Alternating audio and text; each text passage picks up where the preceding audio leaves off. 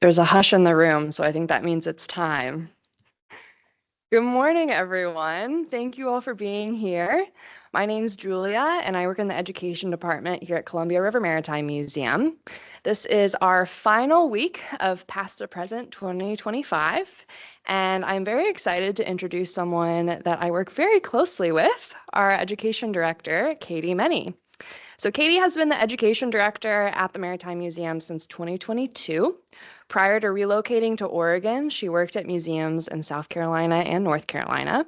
She has a BA in history and master's in teaching, both from the University of South Carolina, and she was recognized as the Emerging Museum Professional for the Southeastern Museums Conference in 2020. She's going to be here with us sharing about the history of the U.S. Lifesaving Service in the Pacific Northwest. And without further ado, please welcome Katy Menne.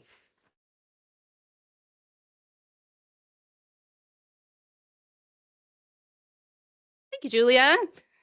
So you'll notice we have captions on the screen, and that is our accessibility assistance. I will note that I did live in the South for a while, so sometimes my words sound a little funny and the captions may not get it accurate, as well as maritime terms and geographic locations are somewhat spotty. So bear with us. We appreciate you being here.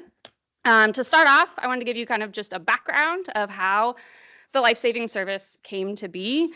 It's not necessarily a unique thing to the Pacific Coast or to Oregon. It has its roots a couple of different places. Think of it kind of like a tree. The Massachusetts Humane Society actually was the initial founding of needing help on the waterways. And so if you think about Massachusetts, there's a lot of people transitioning from Europe, from other parts of the world coming into kind of that New England area. And in 1848 was really the first act where the life-saving service is starting to see its roots. Now, it's not going to be recognized as the U.S. Life-Saving Service at that point, but you're starting to see these roots. And so in 1871, this gentleman with a fabulous mustache, his name is Sumner Kimball, he was put in charge, and he's actually a lawyer from Maine. And his vision, his organization, the purpose of what we see as the modern day Coast Guard really comes from him. And so when he first took over, he decided, let's audit. What are we looking at? Let's see what the stations look like. And it came back very poor.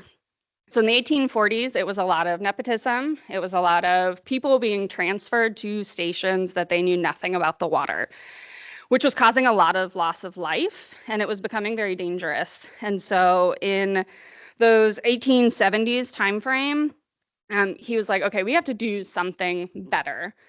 And so there's one quote that says, with few exceptions, they were in a filthy condition and gave every evidence of neglect and misuse.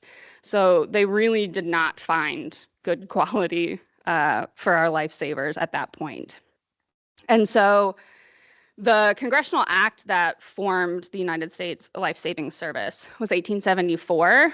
And like everything in government, that does not mean we suddenly had a ton of life-saving stations. It was that was now put down on paper saying, hey, we need this. And it took time to roll it out. So these are the screenshots of those that congressional act. You'll notice on the bottom, it lists Washington Territory. So this predates Washington being a state. Washington becomes a state in 1889, which I did have to look up to make sure that this was predating that. And you'll notice these are the ones that are listed as being put into place, but that doesn't mean that they were actually built and operational. So we've got this act in 1874, and then the name comes in 1878, and it is within the Treasury Department. And that is key that we'll come back to in a little bit. So initially, they had these 11 districts, somewhat similar to how the Coast Guard has districts now. They just had some different numbers. And along the side, there's a numbering, right? So District 1, which was Maine and New Hampshire, had 6 stations for that whole region. As you go down the eastern seaboard, District 2 is Massachusetts. District 3 is Rhode Island and Long Island. District 4 is New Jersey. Notice that there are 40 in the state of New Jersey. District 5 is Delaware, Maryland, and Virginia. District 6 is Virginia and North Carolina. 7, East Coast of Florida. 8, Lakes Erie and Ontario. 9, Huron and Superior, then Lake Michigan. And then finally, the whole Pacific Coast is District 11. Yes, so one, right, kind of a chuckle. We have the entire Eastern Seaboard has a ton, and then all of the Pacific Coast is one district. Think about the population in the 1870s. This was directly related to where the ships coming in and going out of, where are people living. And so in total, there were 157 stations across 11 districts in 1876. The screenshot up top lists all of the stations for that particular year, and they're all listed as being lifeboat stations, which we will come back to. There's different kinds of life-saving stations, and they are all noted as not completed. So 1874, it goes into a congressional act. This is 1876. They're still not completed. Remember, this is also a federal entity, so maybe things don't move as quickly as some things we would like to see. And so if you've come to previous lectures, we had a speaker, an author, Rod Scher, talk about his book. And his book really hammers down on change comes when there's disaster. And so this is also heavily seen in how the life-saving service was really founded and started to see expansion. So this is a Thomas Nast cartoon. It appeared in Harper's Weekly in 1877. So we have Uncle Sam looking very angry down at the washed up bodies of some people with a shipwreck in the background. So that shipwreck, the name of it is the Huron. It crashed in Nags Head, North Carolina. It ran aground at 1:30 a.m. in December. There was a station. It was within 2 miles of where they crashed, but because it was December, there were no people at the station. And so we had 98 people died on that particular crash. And the caption across the bottom, it says, "Death on economy. I suppose I must spend a little on life-saving service, lifeboat stations, lifeboats, surf boats, etc. But it is too bad to be obliged to waste so much money." So it's really 1878 that you really start to see a big push into the life-saving service and more like foundations, right? You're seeing this nationwide, much more so after this point, after this fairly large disaster. I'll also note that that was a US Navy ship, which I think adds to the feelings of we need to do something to change, because it was US Navy sailors that perished. So when these things are starting to come into action, people are starting to get better training, better equipment, perhaps some extra money. They're starting to see the tick down of lives lost. So that the top part, it has fiscal years, 1875 to 1876. And the fourth column over, it says ratio of lives lost to number on board. So in 75, 76, it was 1 to 54. They start getting better funding, better training, more awareness. And in 78, 79, it was 1 to 216. So you're starting to see that people are getting rescued. This is successfully happening. But as a reminder, this is happening on the Pacific Coast, even though we still only have those handful of stations. And so it's pretty tall order that on the Pacific Coast, you've only got 8 stations. And on the East Coast, you could walk between stations. So we've got 3 kind of major buckets of life-saving stations. Life-saving stations typically had full-time crews during certain points of the year, usually foul weather which was November to April. And then around the turn of the century, it was more so you needed it all the time. People needed to be there.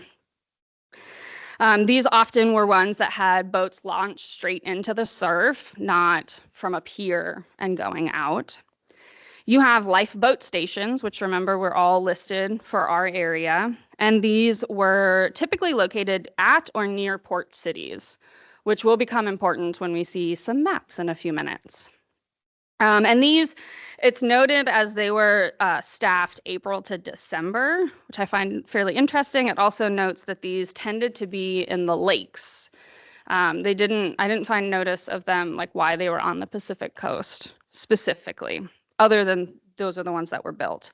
And then the third bucket is a house of refuge. And essentially, those were in warmer climates. So if you could get yourself off the ship and to a house of refuge, you would have shelter. Not that there was crew there to help you. It was really, you're not going to die from water exposure. So just go ahead and go to the closest building. The screenshot on the left side has money things, if you're interested, like, oh, these lifesavers must have made a fortune, which I'm sure all of the coasties in the room can tell you that's probably not accurate.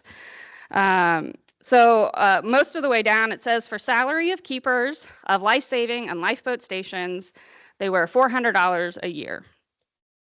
So if anybody was curious what $400 in 1879 means today, that is a little over $12,500. So not a whole lot of money. You're not getting rich or famous from this job. I will note for reference, I was curious how far $400 may have gone, and a loaf of bread was a penny. So yes, times change. Yes, the cost of money is a little bit different. However, it's still not a lot of money for not great conditions at all. So some historic pictures of some of the stations that did exist on the Pacific coast. And we have that first act of Congress had 8 stations on the Pacific coast that were started, Cape Disappointment being one of them. So in this picture, we've got the station house with a ladder going up to the top, which I can imagine was a lookout perch. We also have 8 people in the picture. On the far left will be the keeper, and then the rest will be surfmen. The term surfman, while initially was because it was only men, that does not mean it is today, but that name still holds that, it has remained that same term, even though it's not only men that get that distinction. We know that the keeper is all the way on the left because he's dressed a little differently. He has a different hat on. We also have a beach cart on the right side of the screen that we'll talk much more in depth in a few minutes about. So we had stations coming online and going offline regularly throughout the years. So the life-saving service, it ceased to exist when the Coast Guard officially formed in 1915. So the window of time that the life-saving service was happening was fairly narrow, right? There's a lot that happened before, there's a lot that happened after. And this talk is really focused on just those handful of years. So Yaquina Bay came online in 1897. You can again see that we've got some men that are dressed very similarly. They're in white uniforms. They've got 6 people pulling a beach cart. These beach carts could be pulled by people, pulled by cattle, livestock, depending on what was available and around at the time. The keeper's actually at the back of the cart. He kind of blends in to the building, but he is back in the back there. I also find this picture very interesting because there are people off to the left-hand side that are like watching. It was very much a community thing. Like, we want to go and we want to watch and see what you are doing, right? These drills were pretty much open to the public, right? You can go wander down and see what they're doing. Also, it's gives you a good time period, even if I didn't tell you it was 1897 when this station came online. What the non-life-saving service crew is wearing is a pretty good hint that this is not a modern picture, right? We can tell that pretty easily. So these stations would have that beach apparatus cart, they'd have some sort of vessel. Oftentimes it was crewed by those 6 people, those 6 men, and it was oars. So you would row out in awful conditions. And when other vessels were told to not go out, they would. The saying that is repeated often is that they had to go out, but they didn't have to come back. Which I would like to say, I'm pretty sure the Coast Guard has different rules about that now. I'm pretty sure you want to come back. But that was how serious they took their job. They wanted to make sure that whoever is on those ships, they had the support and they knew somebody was coming. And there's a lot of stories about, successful rescues and unsuccessful rescues. So this picture is from Clipson Beach. Also, it changed names. It was Owaco Beach. And this picture is actually from 1915. And I personally find it very interesting because you've got 2 very different styles of vessels in this boathouse.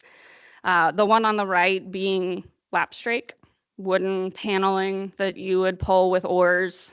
And then on the other side is the much more modern boat that replaced it. And so, they didn't just get rid of the old things. They kept them up. They maintained them regularly to make sure that they were up to par, that they could still make their rescues. So the life-saving service in the 1840s, it was a lot of nepotism. It was a lot of someone's cousin's kid got in trouble and let's go put them at a station to serve penance, because that's what they thought was a good plan. But that person that they put in a station that they were very unfamiliar with the waters, it was very dangerous.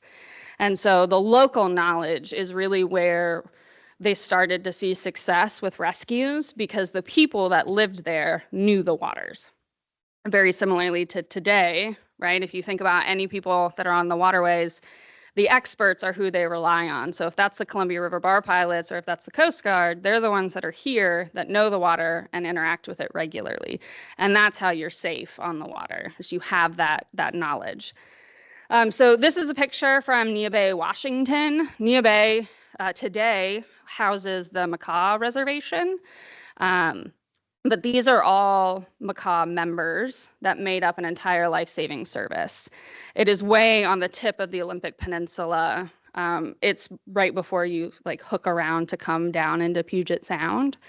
And so the people that are there are the ones that are helping. And so before the life-saving service formed, it was fairly often that people that if they saw someone in distress, they could go and help. And so this particular station, it closed fairly early. It closed in 1890, and they shifted the location of it. But it is something that you see community members, right? They weren't pulling from other people. It was everybody in their tribe said, hey, we need to have this because we know the waterways. So life for these lifesavers, well, for some of you might seem similar. However, not everybody is going to have that same experience. They trained regularly. This was something that Sumner Kimball was very adamant about, was constant and regular training. If you ask the Coast Guard today, I think you can all agree that yes, that is still something that happens regularly, is constant training.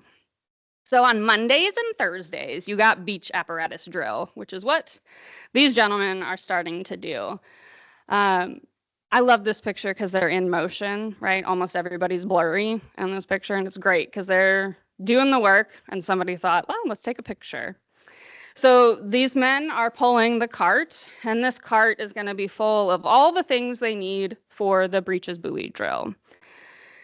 And so we have 3 members getting together to dig holes to support some of the upright supports.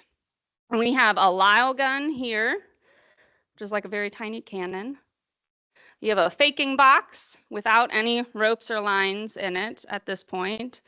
One thing of note, the Lyle guns are several hundred pounds. So it's not like we could just everybody grab one thing and walk out to the beach. There was a real purpose to these wagons needing all of that stuff. And they had to be able to get out onto the beach, right? Try to run on a beach, and it takes you a hot second to get to where you're going. Now, what is a breeches buoy? If you've been through the shipwrecks exhibit, you will have seen one. If you have not been through our shipwrecks exhibit, here's basically what it is. That's how I describe it to children. It is a baby swing at a park. So imagine you have an inner tube around you and you have shorts sewn into it. And that is what would get you off. Probably not one of your favorite days as a shipwreck.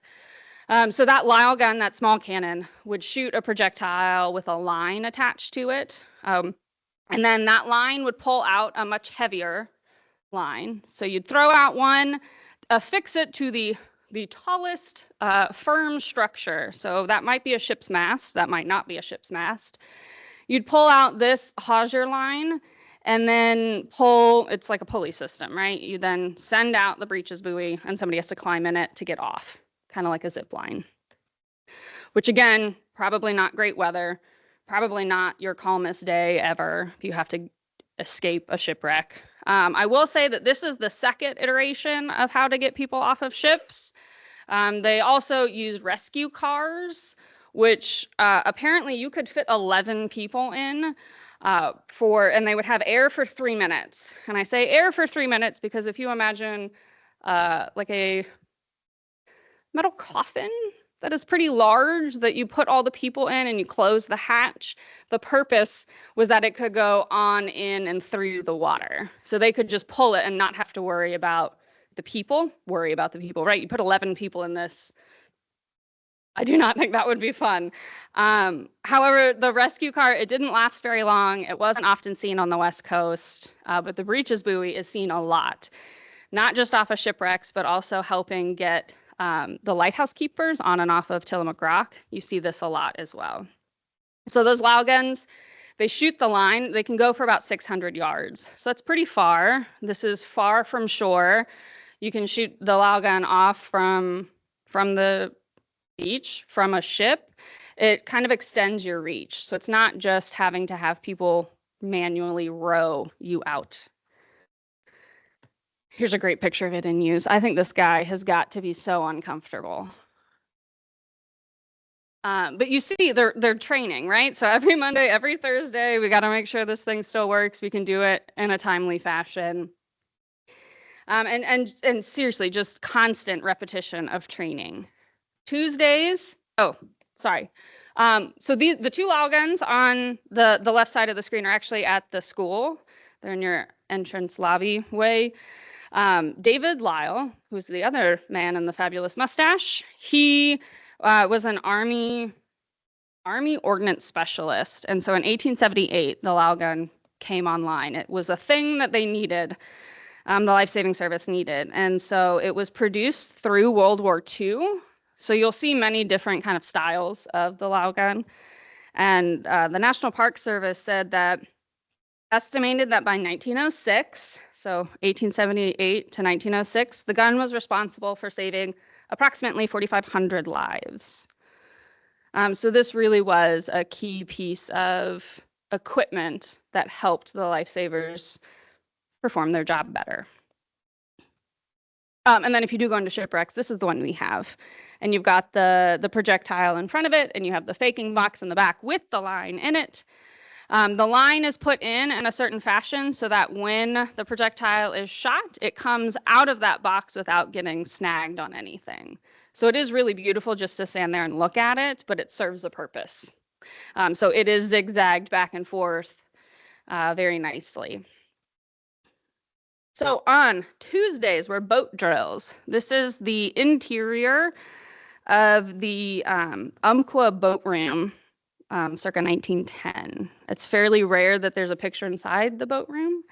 But on Tuesdays, it was all about boat drills. And so if that was practicing rowing, if that was certain approaches, if that was launching, if that was rescuing people, it was everything that had to do with the boat. So this is another picture from Nia Bay. Also, this picture in the last one has a fun little dog in it. So station dogs, definitely very popular. But you've got all the crewmen with their oars, and these oars are going to be like 18 feet long. So it was to give them lots of leverage to get them through that surf, that heavy surf to get out to the shipwreck. All right, on Wednesdays were signal drills. I will say that I don't have a date on these pictures, so there's a solid chance that it is post 1915, and these are actually Coast Guardsmen, not life-saving service people. But they would do signal flag drills. On the screen, they are using the signal flag Papa. So you can either use Papa, which is that one, it's blue with white on the inside, or Oscar, which is diagonally striped red and yellow. And it was to tell you if you were on land or on shore. No, on land or on boat.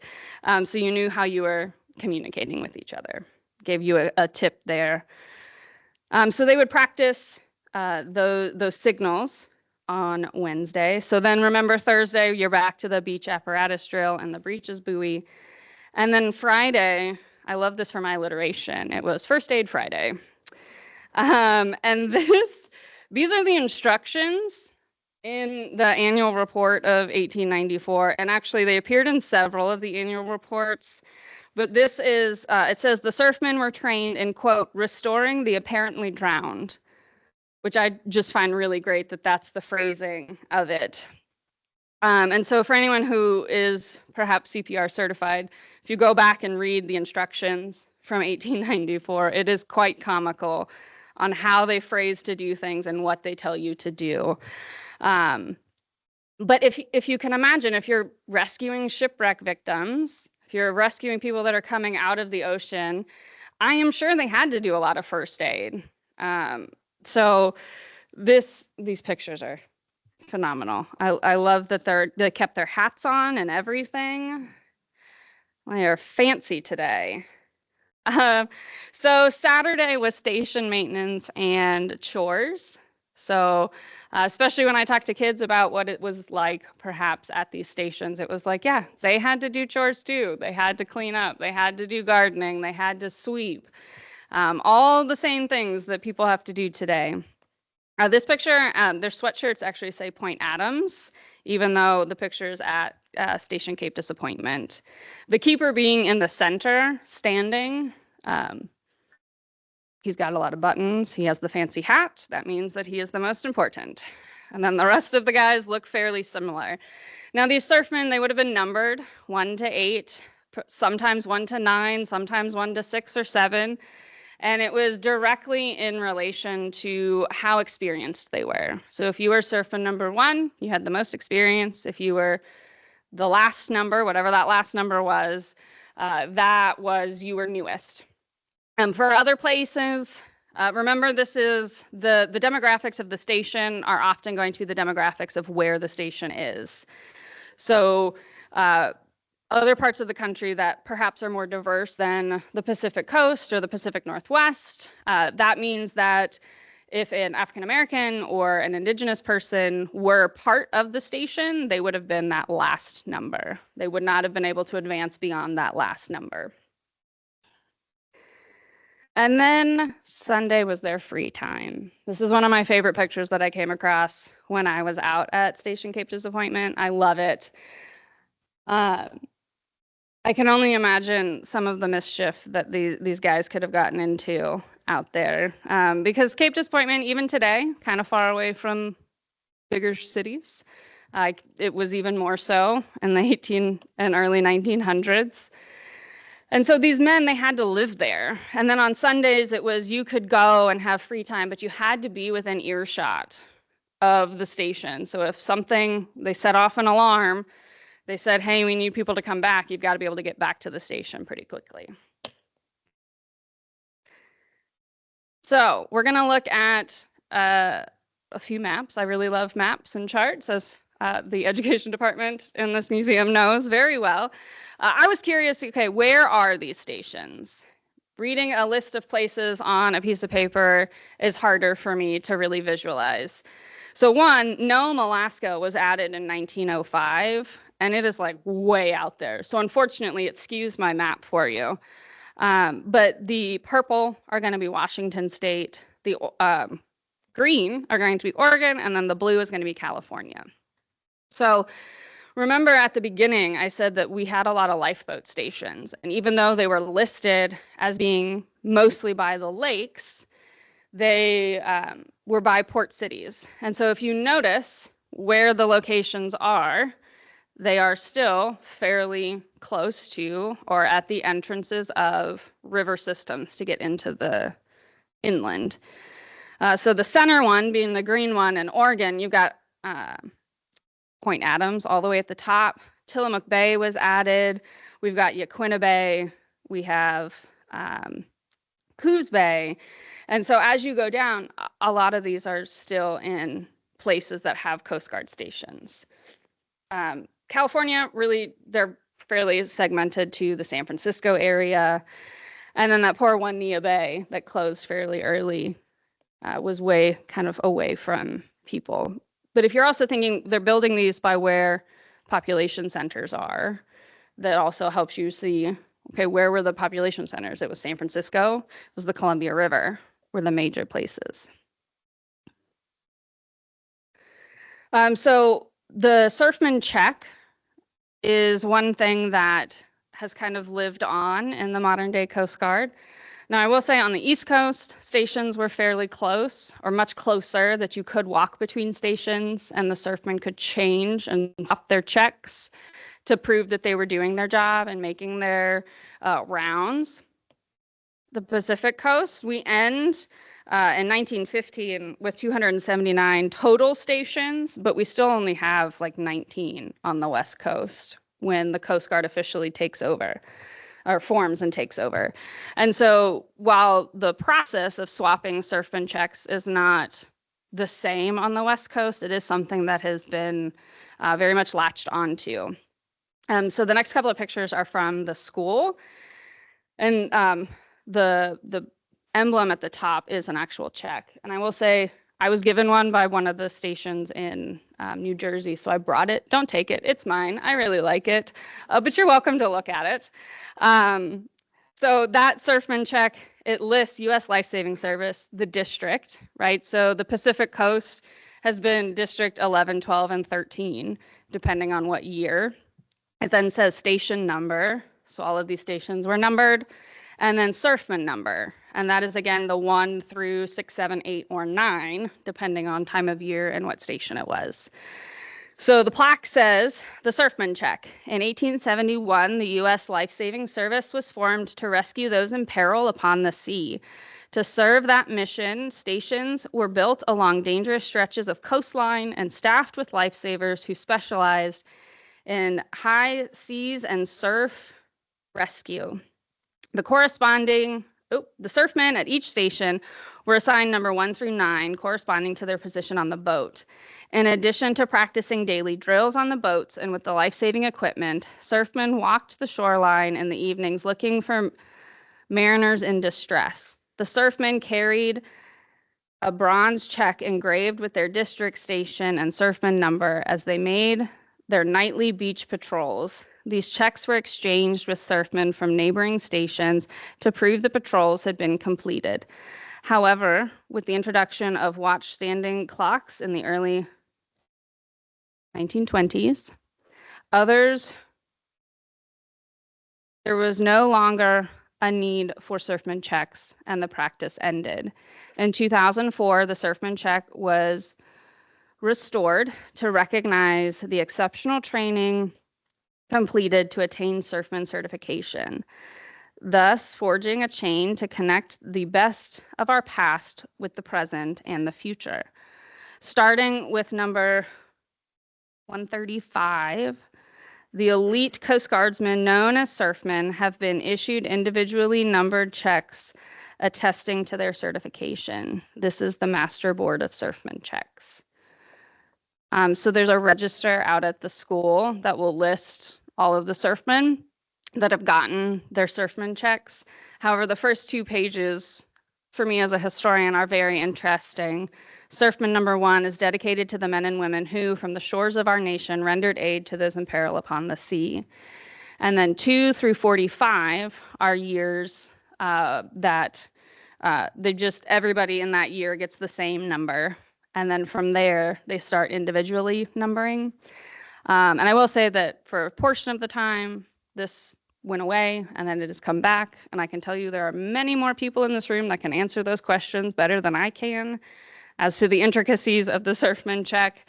But this picture, it's one of my favorites that I took when I went and visited, because it is just gorgeous. It tells you just how many people are still doing this life-saving, are still risking their lives to protect people. And so there's an organization that is the United States Life-Saving Service Heritage Association, and their whole mission is to teach and share about the life-saving service. And a very large component is to help restore or keep safe these historic buildings. So these life-saving buildings, some of them have gotten new lives. Some of them are still on Coast Guard stations. Some of them have turned into private residences. Some have been torn down or burned down. And so there's an interactive map that you can go and see, like, where are these stations? Is it still eligible to see? And so the key being in the corner, the legend, if it's purple, it's the original station that is a museum and open for visitation. The orange circle is a museum that interprets life-saving service and early Coast Guard history, which I will say we are an orange circle here at the museum. The blue is an original station that is open to the public in some other capacity other than a museum. And then the green circle is an original station that is now a private residence, but that the owner is given permission for people to drive by and take pictures.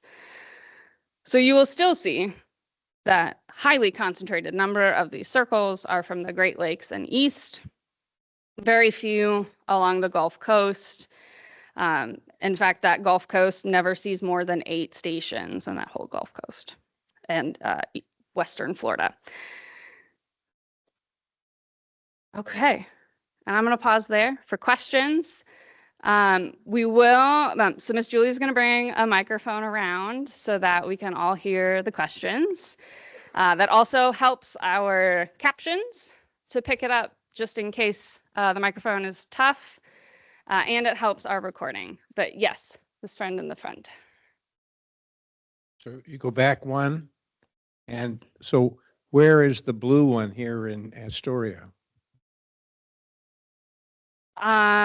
Point Adams has one of their buildings is still out at Point Adams, but it's currently on, is it a fish processing? It's a NOAA, so NOAA has land out in Hammond, and so it's on their land. Mm-hmm.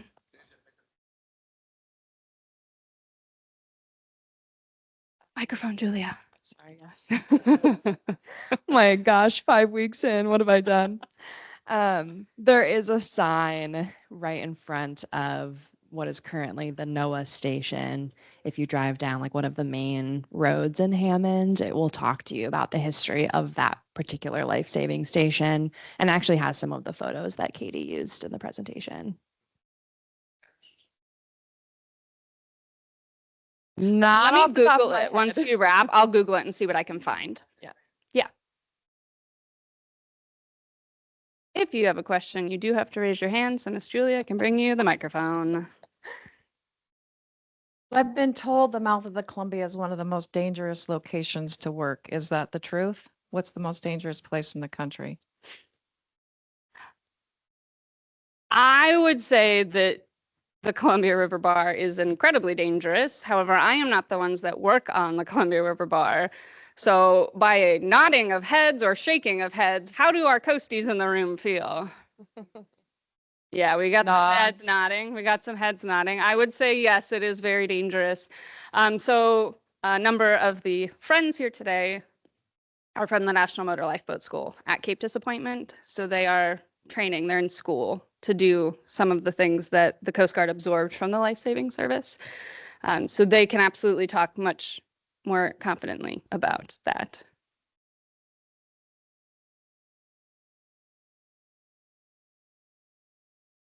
The Coast Guard, I've always seen the signs that it was originally, the original beginnings of the Coast Guard was 1790. I am so glad you asked. That was the revenue cutter service, I assume.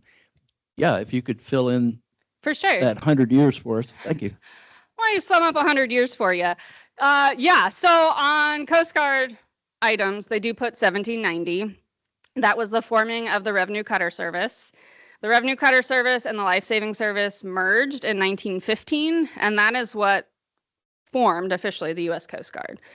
They do, however, that's the oldest year of all the organizations that have formed into the Coast Guard. That was the oldest year of all of them.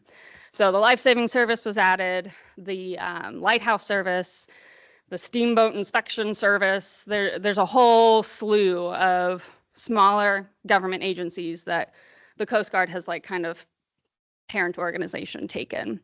But yeah, so 1790 puts them as one of the oldest by year if you're using the Revenue Cutter Service year. So you mentioned the law gun. Could you spell law? Lyle, I'm sorry, Lyle.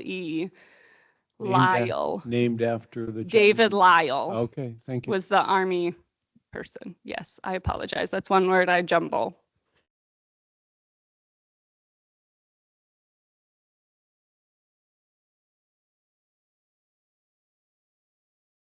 Why don't we see any life jackets? Yeah, great question. There are some pictures with life jackets. I didn't choose them. Now, Julia has a whole talk about when life jackets came about, and I don't have those years off the top of my head. It's cork and straw, and there's lots of different styles. There are a lot of iterations of personal flotation devices over the years. So some of the earliest versions would actually use like solid wood blocks for their personal flotation devices, which you can imagine if someone jumps overboard, say, and into the water wearing a solid wood PFD, that could potentially cause them injury. So for decades, there were all these different iterations of PFDs. Not all of them were the most comfortable or the most effective. And so I think many people opted not to wear them in a lot of cases, especially considering that the regulations maybe weren't as stringent back then as they are now. That's a very good question. Other questions?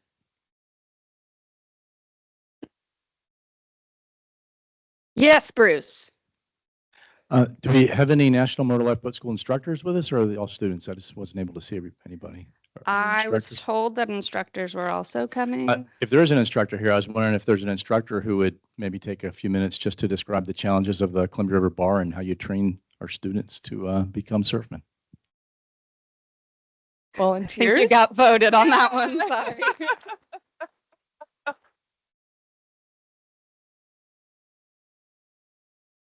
Check. Yeah, I don't know how close I need to be to this thing to, can everybody hear me all right, like this? Okay, great. I'm Chief Qual, I'm from the National Motor Lifeboat School. I'm currently the senior instructor there. So yeah, we heard that this presentation on the U.S. Life Saving Service was taking place over here today. We have a course of surf students that are actually just started with us yesterday. And so we wanted for them to come over and be able to listen into the presentation and be here. And so thank you for putting this on. And thank you for your hard work into the research to go over this and make it available to the public. Pretty cool. Yeah, so, you know, the question was asked a little bit ago, is it the most dangerous spot for rescuing people or for operating on the water?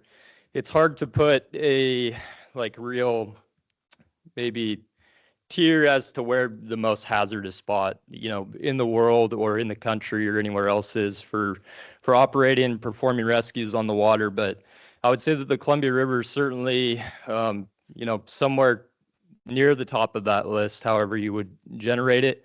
Obviously has a rich history of a lot of, you know, tragic incidents that have taken place over history on the Columbia River, and just the uniqueness in the nature of the hazards that are present here, specifically with the Columbia River itself, the high volume of water that's, you know, coming and merging with the Pacific Ocean.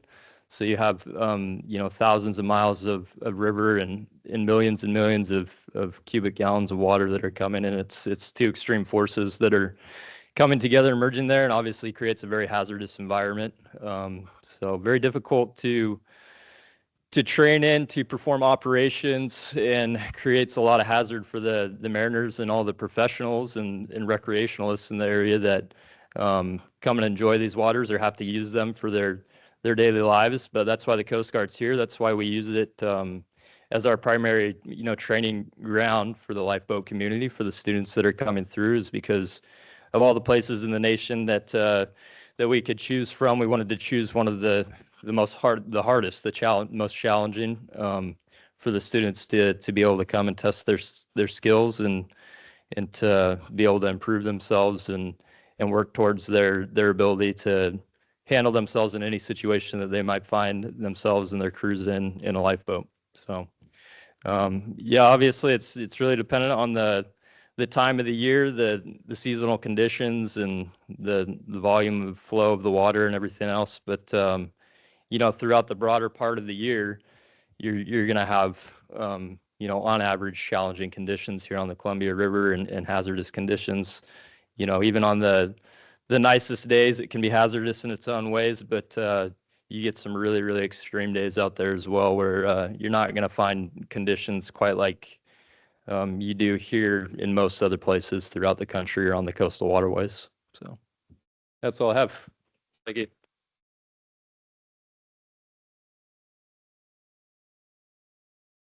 Other questions? All right, let's give Katy one last round of applause.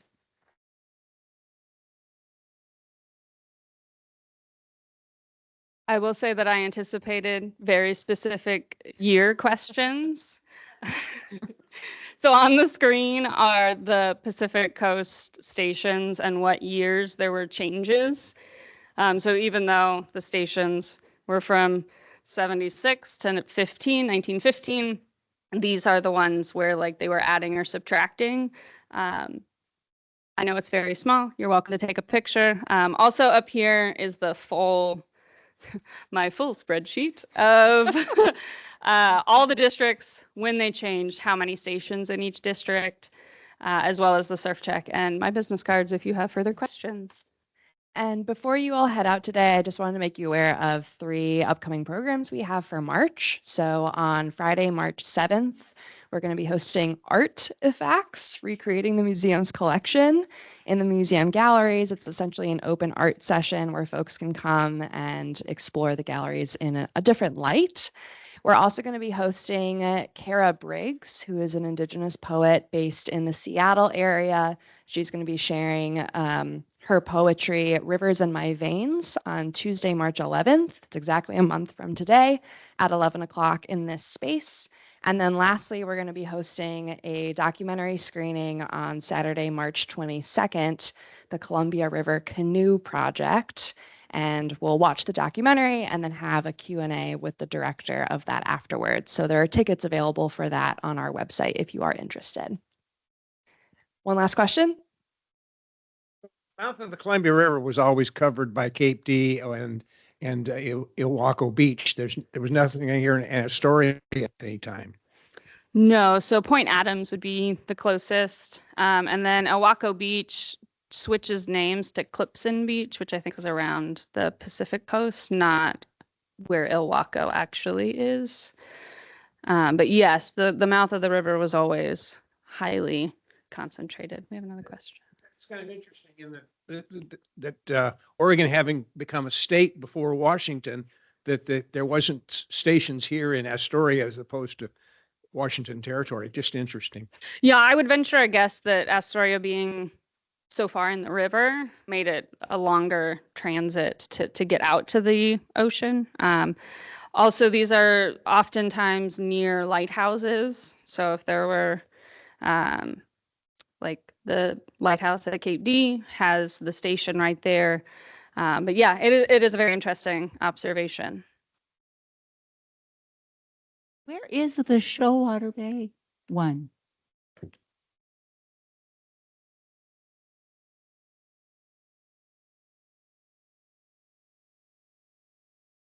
I have general points. um, so I can actually get you the longitude and latitude because those are in the annual reports because I read several hundred pages of them. So I can get you the exact ones if you take my card.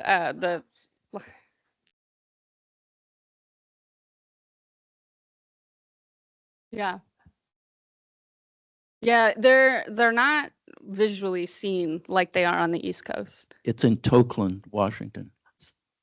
If you go down the peninsula of Tokeland, the next third to the last building on the right is where the old boathouse was until about 10 years ago. Oh, great.